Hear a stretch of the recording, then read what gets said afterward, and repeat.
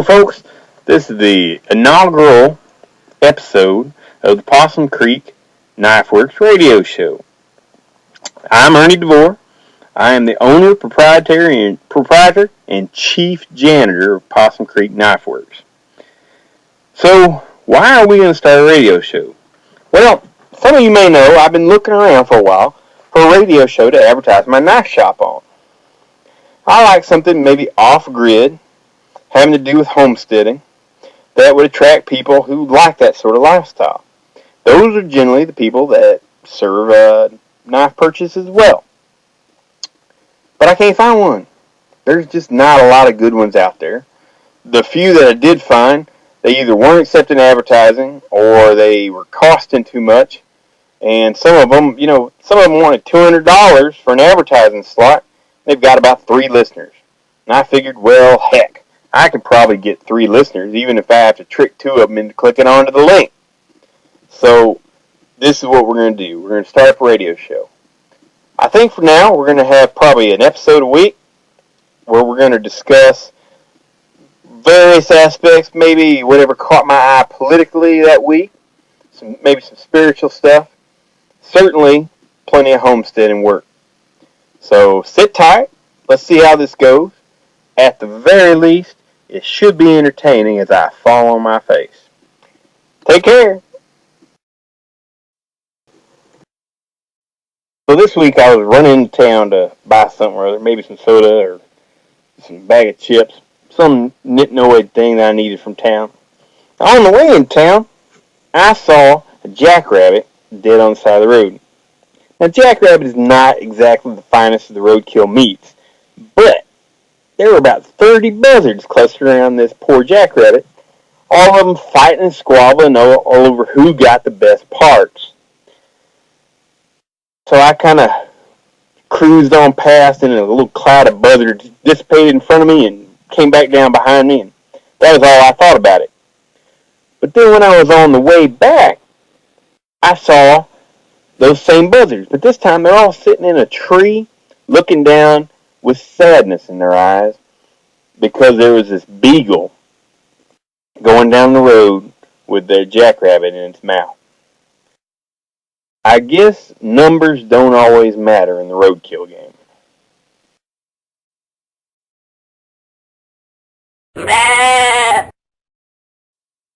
Been a lot of big doings on the farm lately. It's kind of kept me out of the knife shop a little bit. That's alright though. These are important things. This is the kind lady that we know named Miss Judy. She gave us a bunch of guinea birds, some rabbits, and a goat.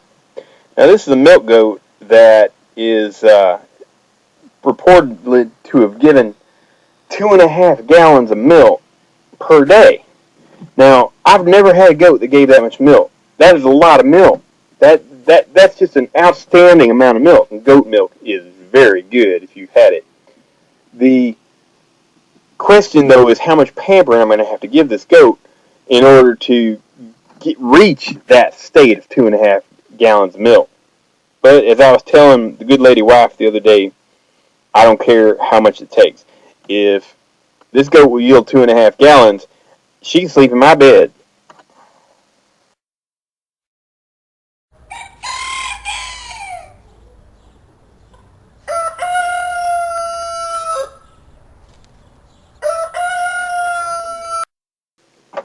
Well, the garden's coming along pretty good.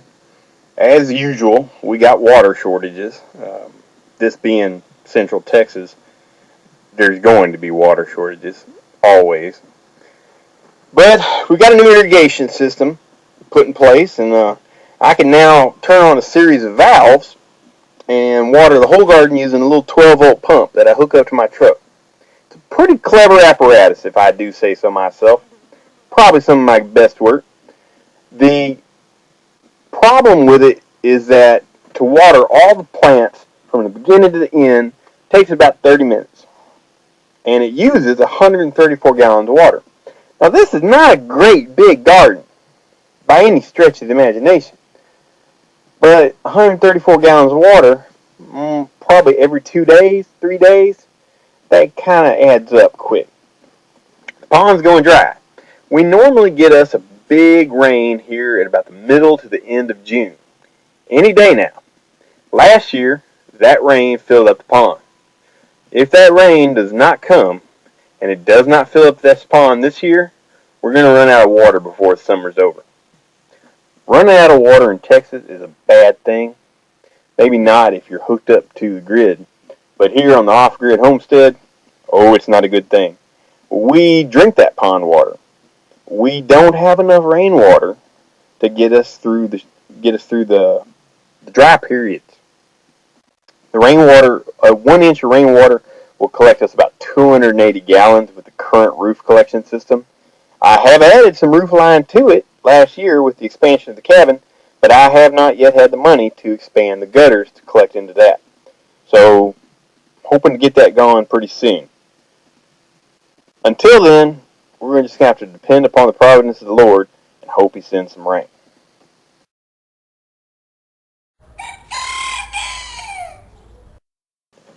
In addition to the goat, like I said, we got some rabbits. Now, the lady gave us 4 rabbits, but 2 of them didn't survive the trip very well. My truck is an old truck, and the air conditioning doesn't work very well, and this is a very hot day. Did I mention we're in Texas? So it's always a hot day. So there's a female rabbit who's pregnant, due any time now. She didn't make it. Heat stroke, or rabbit stroke, or whatever they get when rabbits get too hot. I don't know a whole lot about keeping rabbits yet. There was another one that was a male, and I guess he was a little older and a little fatter, and he didn't make it either. But she gave us 1 rabbit that was kind of a bonus bunny, and he made it just fine. His intention was to be just put in a stew pot, as he was. He was sort of a bonus rabbit. Well, he went from being named Stu to Stewart to Lucky Stewie. Now the children have named him Brigadier Stewart. Brigadier Stewart is doing fine. He likes his new home.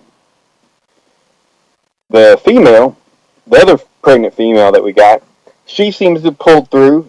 I don't know when she's supposed to deliver. It looks like about now. She's already built a little nest in her little nest box, and every time I come out and look at her, I think, where's my baby rabbits?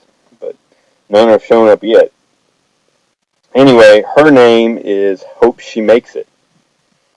Yeah, me and the boys, I guess we ain't real big on names yet. Anyhow, these rabbits are somewhat fascinating. Like I said, I don't know much about them, but I'm learning. And they seem that with just a minimum amount of care and feeding, they can provide an enormous amount of food for your homestead. Just from my reading. I'm pretty impressed by that. I thought the pig provided quite a bit of meat, but the pig was somewhat costly to raise, especially on a homestead like mine that hasn't really fully fleshed out yet.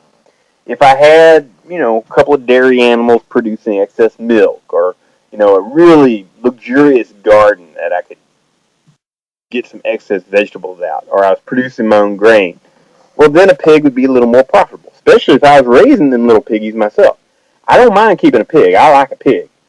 But when you got to buy all that pig's food, it just don't economically come out. I think we ended up paying about $2 a pound for that sausage on that pig, which is, a bit excessive. If you look hard at the grocery stores, you can probably catch it on sale for cheaper. Now, granted, I know that this was a happy pig, and I know he was pretty well fed and pretty well cared for, and he didn't get no antibiotics or, weird GMO products and grow a third eye or nothing. So he was a healthy pig. And I don't particularly know that about them sausages that I'm buying in the store. But right now, economics matter, and I just decided we weren't going to raise a pig this year. So the rabbits may fill that niche. With 4 or 5 pounds of rabbit meat in the pot a couple times a week, that'd go pretty far, especially with, all the garden vegetables. So we're looking forward to more rabbits. The guineas, well, I ain't too sure about them. They actually seem dumber than a chicken, if that is possible to imagine. Both of them have a brain the size of a peanut, so you can't expect too much. But these guys, they didn't know what food was. They didn't know what water was. They stand there looking at each other, and 3 of them dropped dead. They got out of their pen, and then the cats ate one of them. So, guineas have not been a stellar experiment so far. If you know anything about guineas, feel free to let me know. I'm willing to learn about guineas and rabbits. I am not the rabbit master, but I sure like eating them.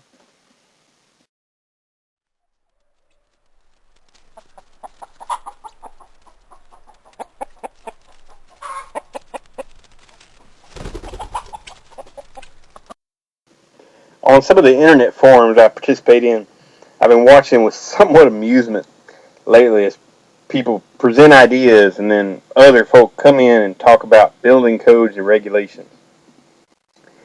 It is somewhat strange that people whose goal is to be homesteaders and want to live a more self-sufficient life are still very concerned about rules and regulations from the state. The thing to keep in mind is that the government does not want you to be self-sufficient. They want you going to town, get a job, pay your taxes, support Social Security, and keep the whole system well greased with your money.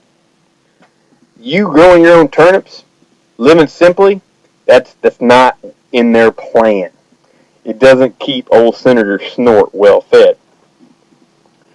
Some of the building code is useful and it's good.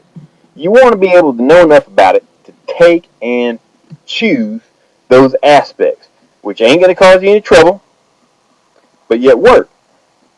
Ultimately, in any sort of plumbing situation, you're going to have to obey the laws of physics, which are water always flows downhill. That's all you really got to know about plumbing. Water flows downhill. Electricity, again, you've got to obey some rules. I find it very useful to be able to use all the right color wire. I don't just use any old wire I have laying around the farm.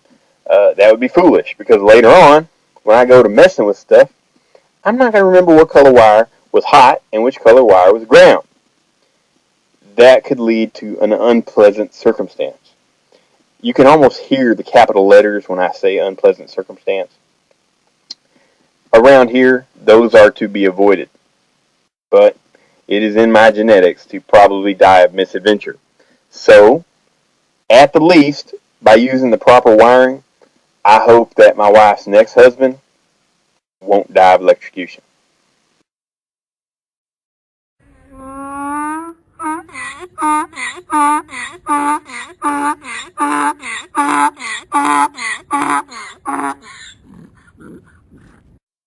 Well, we've reached the end of this week's episode. I hope you've enjoyed it.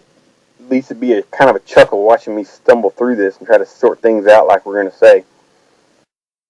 Like I said, I think this is going to be a regular thing. It's not too hard to put together. There really aren't a lot of good radio shows out there for homesteaders and off-gridders. Like most things, I think that there's a certain way of doing things when it comes to going off-grid that people expect. And those things tend to be very expensive and very specialty items.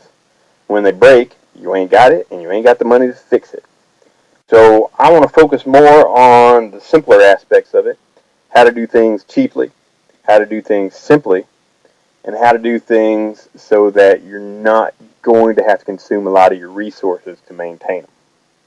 Because that's what simple living is all about.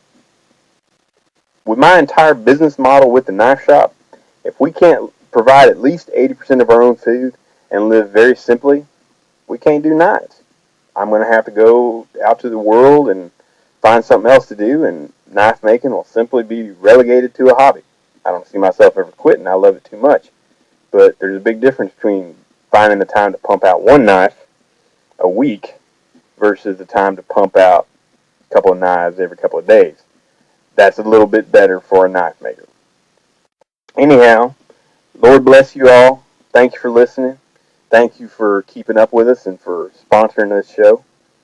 I like the fact that we're gathering an audience, and I hope that I can be of service to you all. God bless.